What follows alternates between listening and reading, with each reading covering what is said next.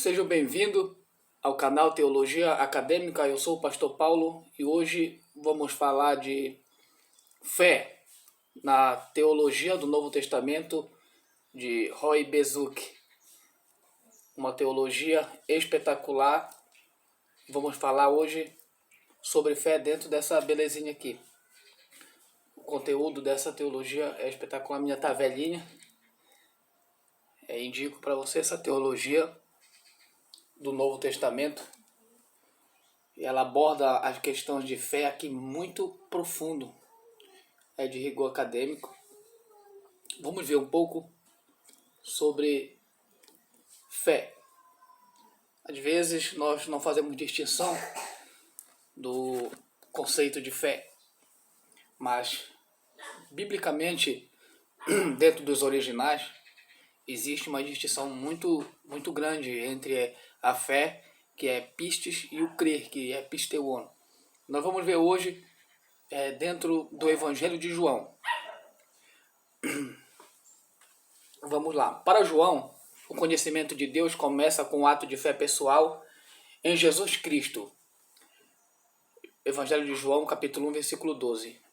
Isso envolve reconhecer quem Jesus é e está relacionado ao propósito do quarto evangelho, capítulo 20, versículo 31. A fé não depende apenas do ato físico de ver e ouvir a Jesus. Muitos que viram Jesus na carne não creram. Capítulo 6, versículo 64 a 66. E crer no sentido mais pleno só é possível após Jesus ser levantado, isto é, crucificado.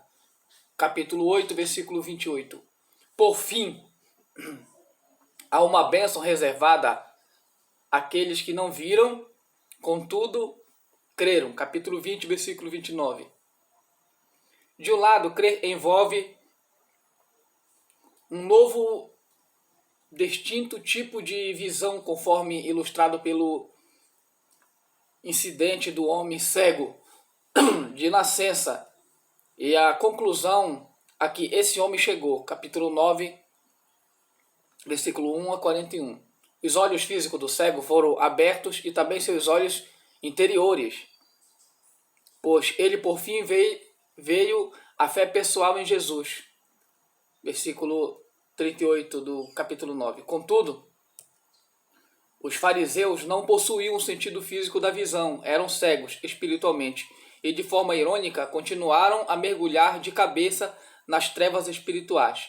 Versículo 39 e 41. Confira lá na sua Bíblia, capítulo 9 do Evangelho de João. Esta visão interior, ou fé, em última instância, é o resultado da concessão de Deus. Não diz respeito à conquista humana. Conforme Jesus diz: por isso, eu vos disse que ninguém pode vir a mim, se por meu Pai lhe não for concedido. Capítulo 6 de Evangelho de João, versículo 65. O característico uso joanino de pisteuon, crer, com a preposição eis, enfatiza o forte caráter pessoal da fé, relação de confiança com uma pessoa. Todavia, esse uso não é uma indicação gramatical automática de fé genuína, e isso deve ser determinado pelo contexto.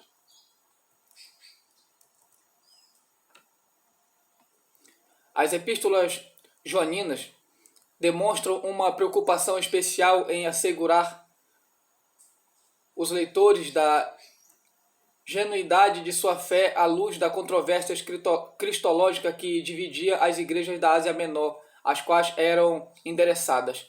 As inúmeras indicações sobre fé genuína fornecida pelo apóstolo João tinham a intenção de tranquilizar seus leitores e de ajudá-los a identificar seus oponentes heterodoxos.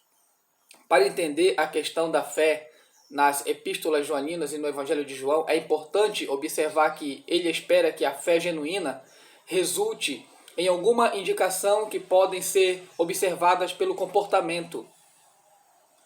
João espera que, uma vez que a pessoa depositou sua fé em Jesus, essa fé continue a crescer e a se desenvolver. No Evangelho de João, a experiência dos 12, com a exceção óbvia de Judas Iscariotes, que, para começo de experiência ou de conversa, nunca foi um crente, fornece um modelo relevante desse crescimento e desenvolvimento de fé.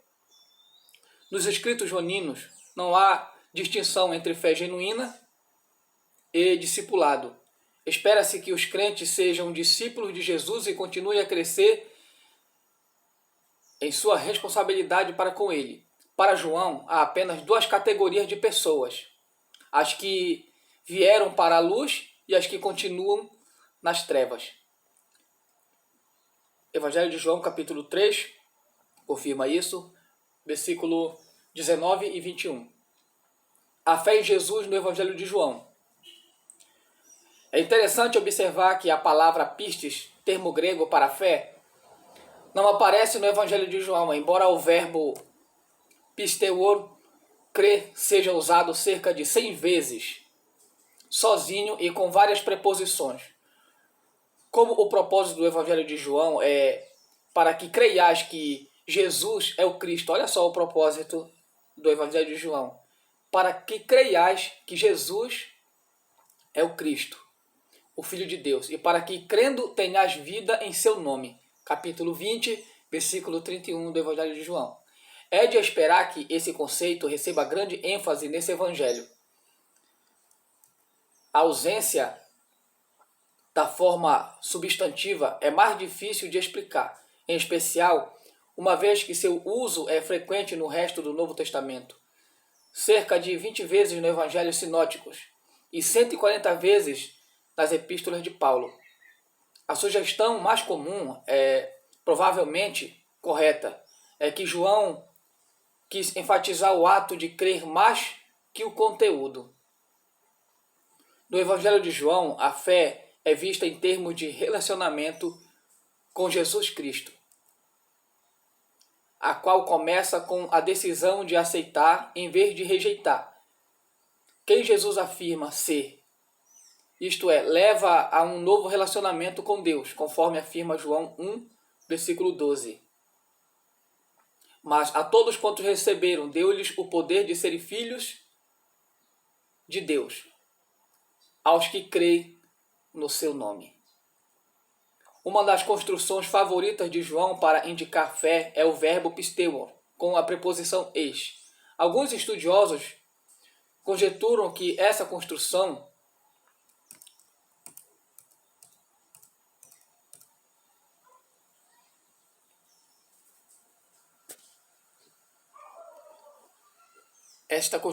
específica surgiu nos círculos cristãos primitivos para distinguir entre aceitação intelectual e confiança pessoal. Outros encontraram um paralelo desse uso nos pergaminhos do Mar Morto, em que se diz que membros da comunidade têm fé em seu líder, referindo-se ao mestre de justiça. Mas não fica claro se isso se refere à sua fé nesse líder ou à sua fidelidade a ele. O que está mais claro é que os escritos joaninos, independentemente de qual tenha sido a origem da expressão, pisteuon com eis refere-se à fé em uma pessoa. Em 31 ocorrências, o termo descreve fé em Jesus. Em 3 delas, ele se refere à fé no nome de Jesus. E em 2 delas, ele reflete fé no Pai.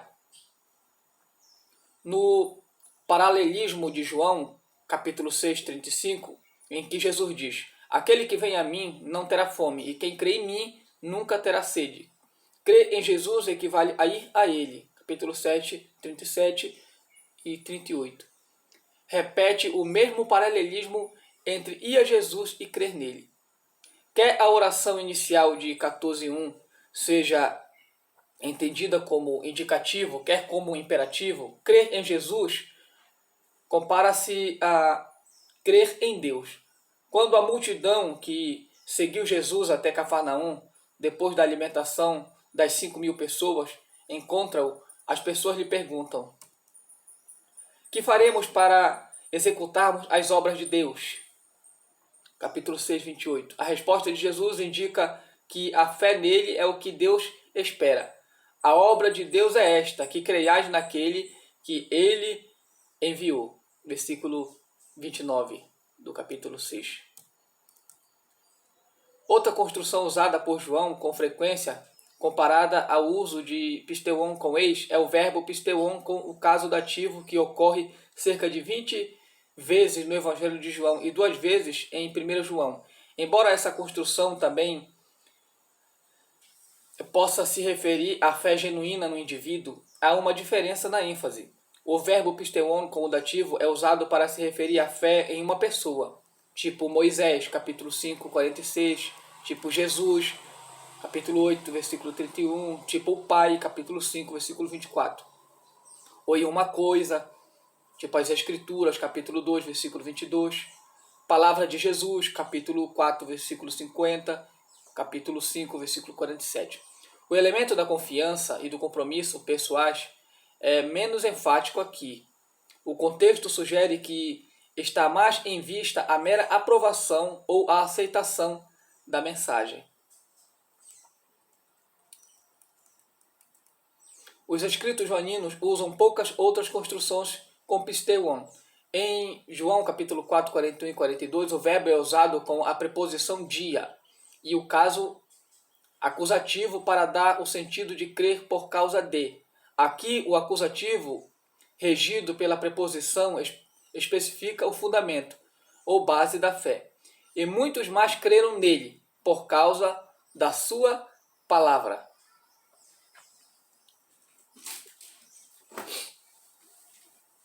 Versículo 41. Encontramos o mesmo uso em 14:11. Crede-me, ao menos por causa, o dia, das mesmas obras. Pisteuon também é usado muitas vezes com o sentido absoluto, sem que nenhum objeto seja especificado. Por exemplo, capítulo 1, 50, capítulo 3, 12, capítulo 4, 48 e 43, capítulo 5, 44, capítulo 6, 36. E o contexto deve determinar a nuance.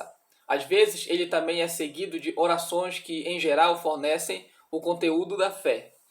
No Evangelho de João, é relevante o fato de que a maioria dos usos do verbo pisteuon ocorre nos 12 primeiros capítulos, 74 vezes das 98 ocorrências. Nos capítulos 13 ao 21, ocorre apenas 4 usos de pisteuon com eis, das 34 ocorrências de todo o Evangelho. Isso é perfeitamente compreensível, já que os capítulos 1 ao 12 lidam em especial com os sinais milagrosos e os discursos em que a questão é quem Jesus é e a necessidade de crer nele, ao passo que os capítulos 13 ao 21 registram o discurso de despedida de Jesus para os discípulos que já criam nele e os eventos da paixão. Vamos ver agora sobre expressões relacionadas à fé no Evangelho de João. No Evangelho de João encontramos também inúmeras expressões similares ou paralelas que se referem à fé. Em João 1,12, receber a Jesus equivale ao pé da letra a crer no nome dele, por causa do paralelismo do versículo. Algo semelhante ocorre em nome dele, por causa do seu paralelismo. E algo semelhante também ocorre em João 17,8, com o paralelismo de conhecer, que é gnosko no grego, e crer. Passagem em que Jesus afirma: tem verdadeiramente conhecido que saí de ti, e creram que me enviaste. Nesse caso, compara-se ao pé da letra o conhecimento evidente com a fé no fato de o Pai ter enviado o Filho. Podemos perceber o mesmo paralelismo entre conhecimento e fé ao comparar o capítulo 14, versículo 7 com o capítulo 14, versículo 10. Ver é outro conceito relacionado à fé que encontramos no Evangelho de João. Podemos observá-lo de forma mais evidente nos comentários de Jesus após a cura do homem cego de nascença. A observação de Jesus em resposta à confissão de fé do homem é paradoxal. Eu vim a este mundo para juízo, a fim de que os que não veem vejam e os que veem sejam cegos. Capítulo 9, versículo 39. Jesus fala não apenas da restauração do sentido físico da visão do cego, mas também de conceder visão espiritual.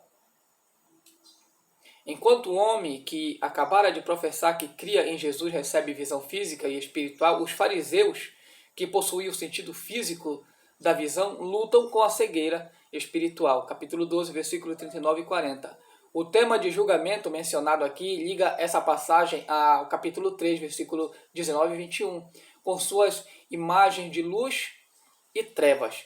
Em capítulo 12, versículo 37 e 41, o resumo do evangelista do resultado do ministério público de Jesus também se refere à cegueira espiritual da liderança judaica como um julgamento deliberado de Deus, versículo 40. Essa relação entre ver e crer também está implícita na conversa entre Jesus e Tomé, registrada no capítulo 20, versículo 24 e 29. Quando os outros discípulos informam Tomé que viram o Senhor ressurreto, Tomé replica: se eu não vi os sinais dos cravos em suas mãos, não puser o dedo no lugar dos cravos, não puser minha mão ao seu lado, de maneira nenhuma crerei.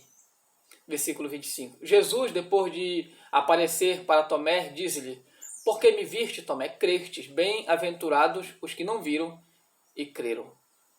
Agora nós vamos ver a parte principal desse conceito de fé aqui na teologia do Novo Testamento de Roy Bezuque, da editora CPAD. Vamos ver sobre fé genuína versus fé inadequada no Evangelho de João. Será se nossa fé está relacionada à fé genuína ou ela está relacionada à fé inadequada? A Bíblia traz algumas exigências de qualidade e nós vamos ver sobre isso. Vamos ver sobre essa identificação da fé genuína. Fé genuína versus fé inadequada no Evangelho de João. O quarto Evangelho faz referência à fé genuína em Jesus, o tipo de fé que produz vida eterna, e a fé inadequada em Jesus que não efetua nada. Apenas a leitura cuidadosa do contexto consegue distinguir entre dois tipos de fé, e não se consegue isso como alguns supõem, apenas com a distinção técnica entre os termos gregos usados por João para se referir à fé. Tem-se dito que sempre que o evangelista queria aludir à fé salvadora genuína, ele usava a construção pisteuon com a preposição eis. Por sua vez, argumenta-se que o uso de pisteuon com o caso dativo simples se refere supostamente à fé inadequada ou superficial. Do ponto de vista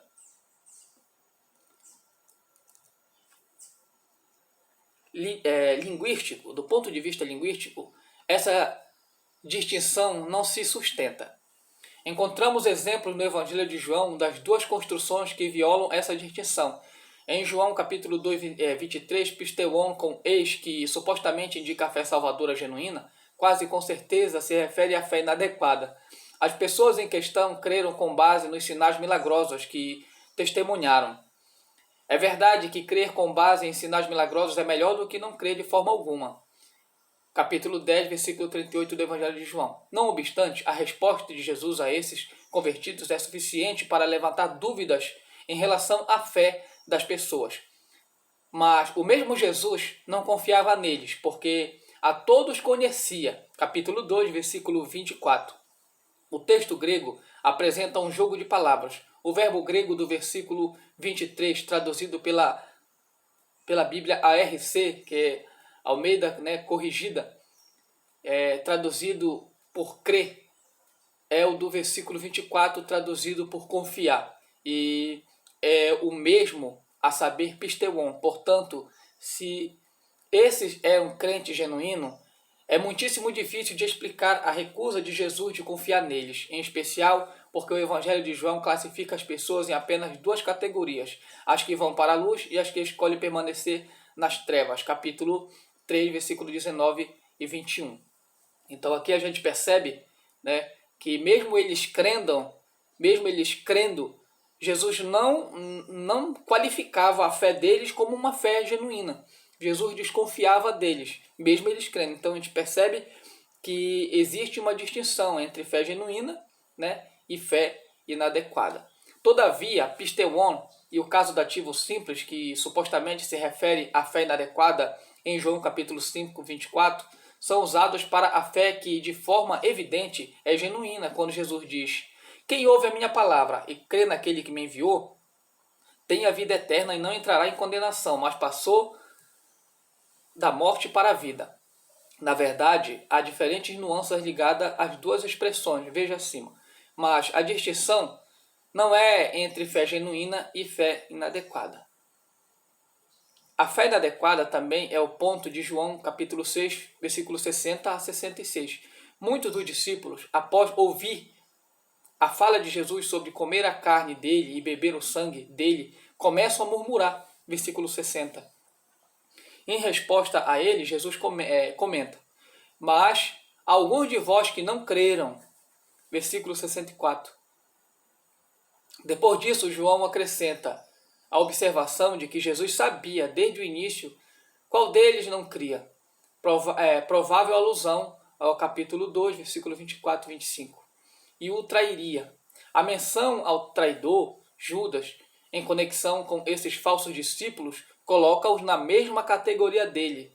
A única diferença real é que Judas era também um dos 12. As ações desses falsos discípulos provam que Jesus estava correto em sua avaliação.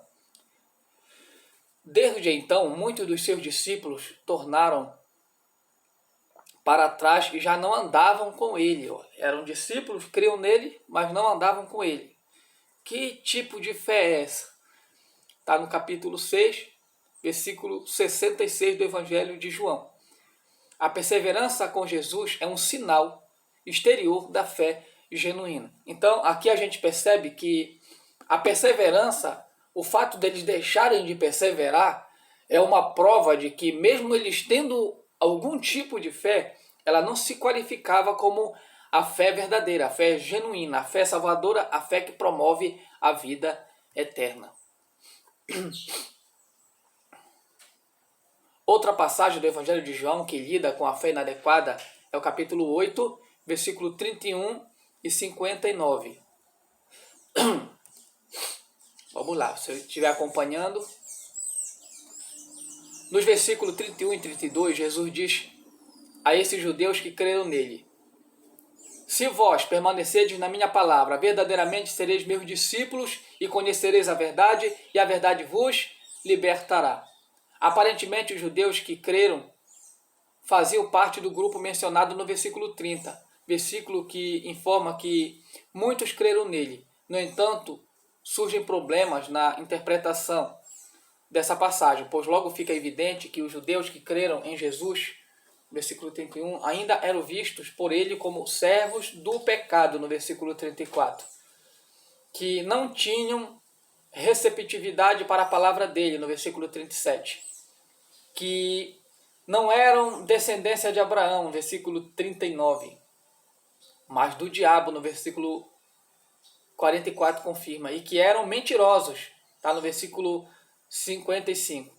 No fim, eles tentaram, sem sucesso, apedrejar Jesus por blasfêmia, no versículo 49. Aqui a gente vê algumas negativas dessas mesmas pessoas que supostamente tinham algum tipo de fé, mas olha só, no versículo 59, essas mesmas pessoas que creram nele aparecem a ponto de o apedrejar, né? Deixando evidente que sua fé era uma fé morta, uma fé inadequada. Alguns tentam explicar a discrepância entre a atribuição de fé a esses judeus em João capítulo 8, versículo 31, e o comportamento subsequente deles como uma diferença entre o sentido das duas construções gregas usadas por João para indicar fé, pisteuon e a preposição eis no versículo 30, e também versus pisteuon e o caso dativo simples no versículo 31. Conforme já comentado, não obstante, embora na verdade haja distintas nuances entre as duas construções, a diferença não é de fé salvadora genuína versus fé inadequada. Outros tentam explicar o comportamento contraditório descrito em capítulo 8, versículo 33 e versículo 58, com a sugestão de que alguns líderes judeus creram genuinamente em Jesus, ao passo que a maioria das autoridades judaicas não creu. E, portanto, era o objeto dos comentários dele, conforme relatado no versículo 34 e 58. Ao mesmo tempo em que é possível que houvesse essa divisão da casa, não há nenhuma indicação contextual verdadeira de que, nos versículos 34 e 58, Jesus se dirija aos judeus que criam nele, no versículo 31. A explicação mais fácil é que sempre que esses líderes judeus creram em Jesus, ele não considerava essa fé adequada de forma a posicioná-lo entre os seus seguidores. A resposta inicial dele para eles indica que a autenticidade da fé que professavam seria demonstrada se permanecessem obedientes aos ensinamentos dele. Capítulo 8, verso 31. Se vocês permanecerem firmes na minha palavra, isso é totalmente consistente com a perspectiva de outras passagens do Evangelho de João. Se alguém me ama, guarda a minha palavra. Quem não me ama, não guarda as minhas palavras. Capítulo 14, versículo 23 e 24. Também a respectiva das epístolas joaninas, em que, conforme já comentado, a conduta se torna o indício da paternidade. A perseverança é o sinal exterior da fé genuína. Os verdadeiros discípulos permanecem com Jesus. 1 João, capítulo 2, versículo 19 e 2 João, verso 9. Não fazer isso indica que toda a fé demonstrada não é realmente genuína. Uma fé sem perseverança não é fé. A fé das epístolas joaninas, o conceito de fé apresentado nas epístolas joaninas é semelhante ao dos evangelhos de João. O verbo pisteuon ocorre 9 vezes em 1 João e o substantivo pistes uma vez, no capítulo 5, verso 4.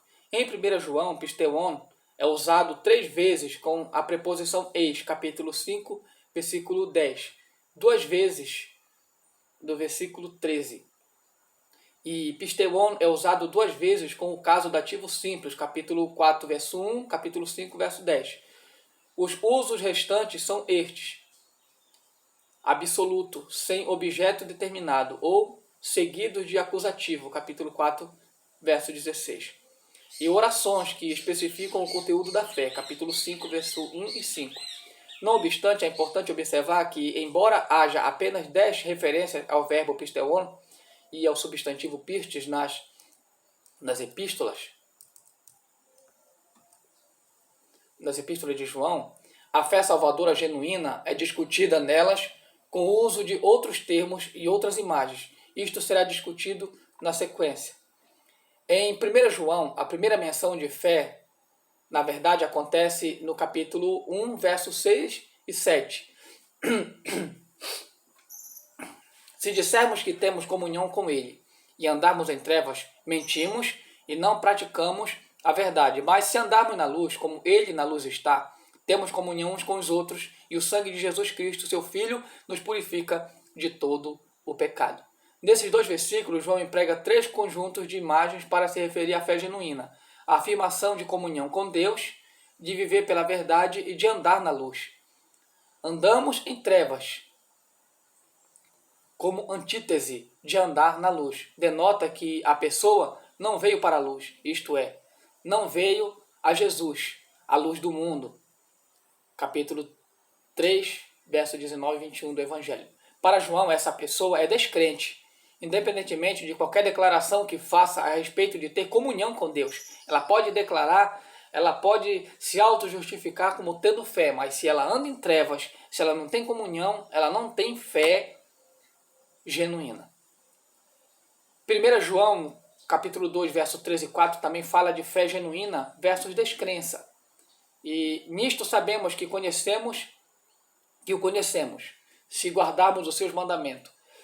Aquele que diz, eu conheço e não guarda os seus mandamentos, é mentiroso. E nele não está na verdade.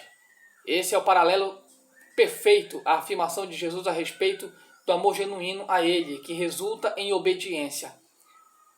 Evangelho de João, capítulo 14, verso 23 e 24. Espera-se que a fé genuína resulte em um estilo de vida de obediência aos mandamentos de Jesus, em especial aos mandamentos de amarmos uns aos outros. Olha só, se nós não amamos, nós não temos fé verdadeira, nossa fé é falsa, é uma fé inadequada. Se não utilizarmos, o fruto do amor pelo Espírito de Deus, nossa fé se torna uma fé mentirosa, uma fé falsa. Espera-se que a fé genuína resulte em um estilo de vida de obediência aos mandamentos de Jesus, em especial ao mandamento de amarmos uns aos outros. 1 João 2, versículo 7 a 11. Isso é reiterado em 1 João 2,6, em que a afirmação de que está nele é outra referência à fé salvadora genuína que resulta na imitação do tipo de vida de Jesus. Em 1 João 2,9, a expressão está na luz é outra frase sinônima de fé genuína. As pessoas que afirmam isso, ter vindo a Jesus como luz do mundo, e por isso está na luz, e contudo continua a odiar o irmão, na verdade, ainda está nas trevas. Essa pessoa não veio de maneira alguma para a luz, não importa o que ela afirme. Isso é totalmente consistente com a imagem de luz e trevas do Evangelho de João e com o conceito de cegueira espiritual que acompanha a ausência da luz espiritual. Capítulo 9 do Evangelho de João, versículo 39 e 41. Encontramos em 1 João 2,19 uma frase relacionada à fé genuína. Embora não seja exatamente sinônima a ela, João, ao falar dos oponentes secessionistas, as quais rotulou de anticristos, declara: saíram de nós, mas não eram de nós, porque se fossem de nós, ficariam conosco. Mas isto é para que se manifestasse que não são todos de nós. João, com seu uso da expressão são todos de nós, refere-se aos que pertencem à comunidade de crentes genuínos, que possuem uma fé verdadeira, como opostos aos oponentes da sua falsa cristologia. A descrição dos descrentes, melhor dizendo, a descrição dos crentes como filhos de Deus, em 1 João capítulo 3, verso 1 e 2, também é um indicativo de fé genuína. O crente também é retratado como justo, verso 7, e como nascido de Deus, verso 9.